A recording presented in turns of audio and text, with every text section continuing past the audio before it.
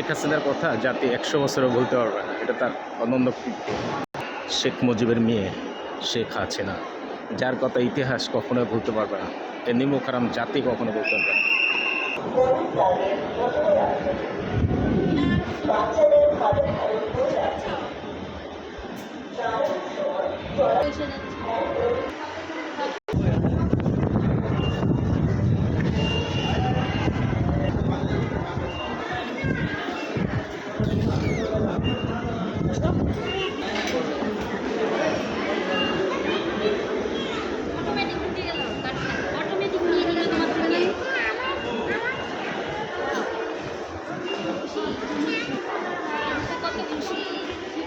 দল নিয়ে কথা বলি।